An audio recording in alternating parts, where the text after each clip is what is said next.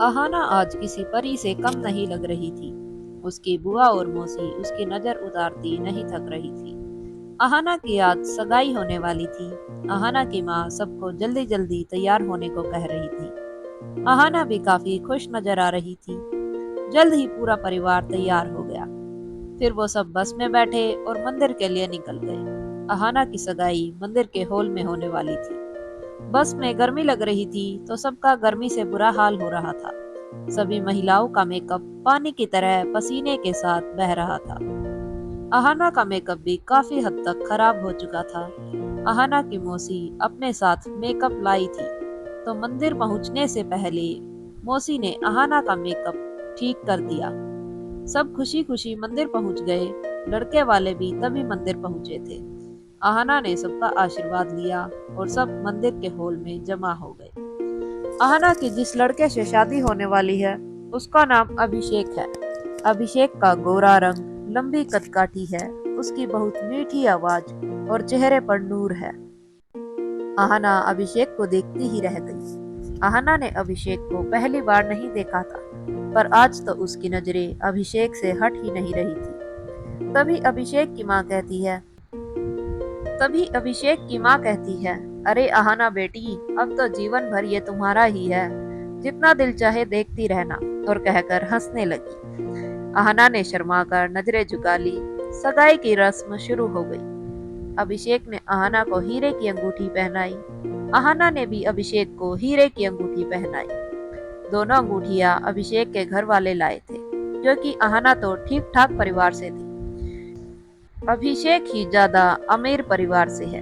अभिषेक के माँ बाप को घर संभालने के लिए अच्छी और संस्कारी बहू चाहिए थी, इसलिए उन्होंने अहाना के रिश्ते के लिए हामी भर दी थी। अहाना और अभिषेक की सगाई हो गई। सबने मिलकर खुशियां बांटी। शाम ढलाई तो सब एक दूसरे से विदा लेकर घर चले आए।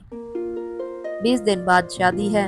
होने वाले दूल्हा दुल्हन की फोन पर बातें होने लगी। अभिषेक ने एक रात अहाना को कहा, तुम कल जल्दी तैयार हो जाना। कल हम तुम्हें लेकर शॉपिंग जाएंगे। तुम्हें जो भी पसंद हो तुम ले लेना, हिचकिचाना नहीं। अहाना ने शर्मा कर कहा, ठीक है। अगली सुबह अहाना चहकती हुई उठी और जल्दी जल्दी तैयार होने लगी। अचानक वह थोड़ा लड़खड़ा गई और ड्रेसिंग टेबल से टकरा गई। अहाना ने खुद को संभाला और फिर आराम से तैयार होने लगी। सुबह के 8 बज गए थे।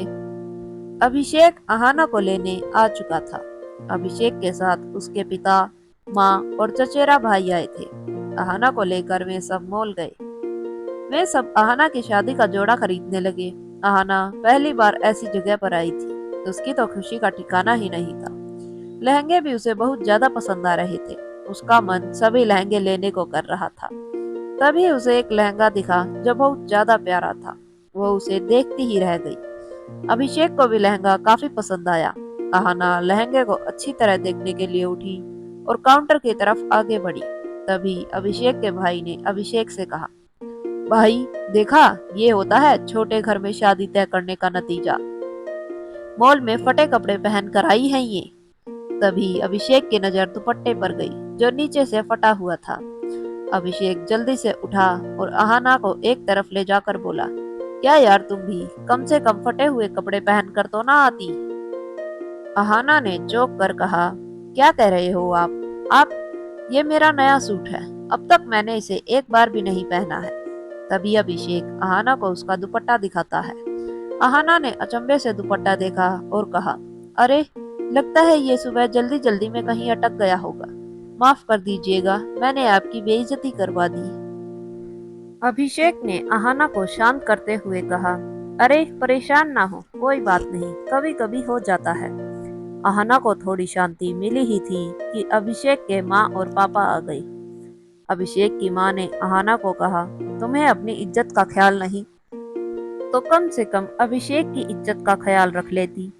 तुम देखकर सूट नहीं पहन सकती थी।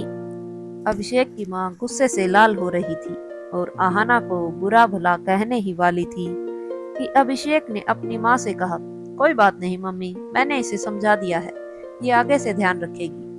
अभिषेक की मम्मी कुछ नहीं कहती। अभिषेक अहाना को नया दुपट्टा दिला देता है। अहाना अपना लहंगा पसंद कर लेती है और वे सब लहंगा लेकर बाहर आ जाते हैं। अभिषेक कहता है चलो कुछ खा लेते हैं। वे सब रेस्टोरेंट की तरफ बढ़े ही थे कि आहाना की सैंडल टूट गई। आहाना तो शर्म से लाल हो गई। अभिषेक की माँ ने कहा, लो, अब ये ही देखना बाकी था, अब महारानी की सैंडल टूट गई। सैंडल तो विवाह से पहले नहीं दिला भी नहीं सकते। छोड़ो अब खाना, पहले इसे घर छोड़ो, वरना ये हमारी इज्जत का जनाजा निकालती रहेगी।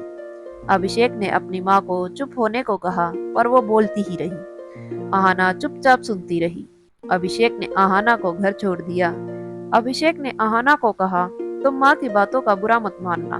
माँ थोड़ी गुस्से में थी, पर वो दिल की बुरी नहीं है।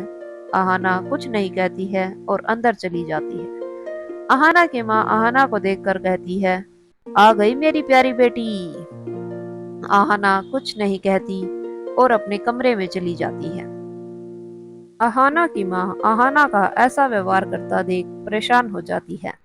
वो आहाना के पापा को कहती है, अजी आप आहाना से बात कीजिए ना। वो जब से आई है कुछ कह नहीं रही। मेरा तो दिल बैठा जा रहा है। आहाना के पिता आहाना के कमरे में जाते हैं और आहाना से कहते हैं, बेटी क्या हुआ, बड़ी मुरझाई मुरझाई हो। जब से आई हो बात ही नहीं की अपने पापा से। आहाना रोने लगती है और अपने पिता को सब कुछ बताती है।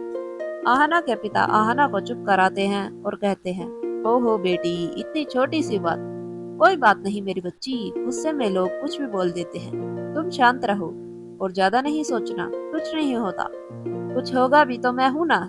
आहाना अपने पापा के गले लग जाती है और चुप हो जाती है। आहाना के पिता आहाना के कमरे से बाहर आ जाते हैं और बाहर आकर सब कुछ आहाना की माँ को बता देते हैं। बेटी को तो उन्होंने शांत कर दिया था, पर ये बातें उनके मन में भी खटकने लगी थी।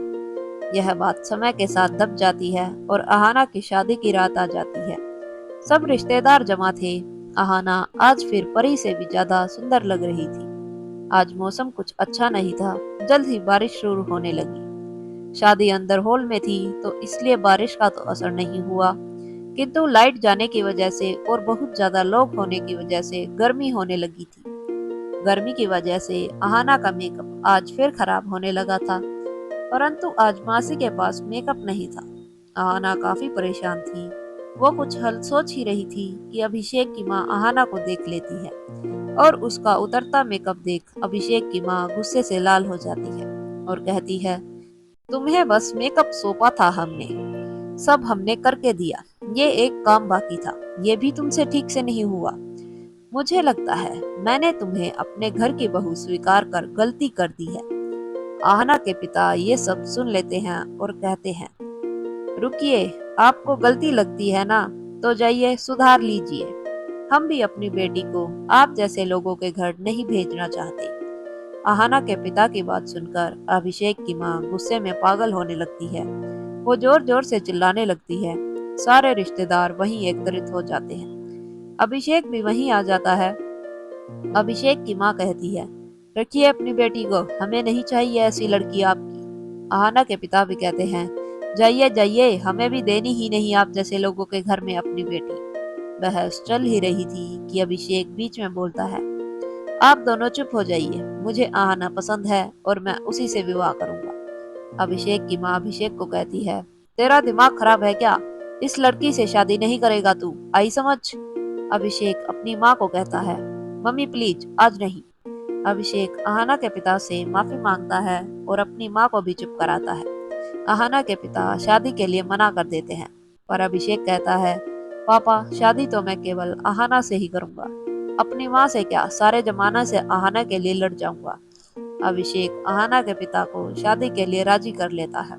आहना के पिता इस वादे के साथ आहना की शादी करवा देते हैं कि तुम किसी की भी बातों में आकर मेरी बेटी से सवाल नहीं करोगे, ना ही उसकी किसी प्रकार की परीक्षा लोगे और उसके मान सम्मान का पूरा ध्यान रखोगे।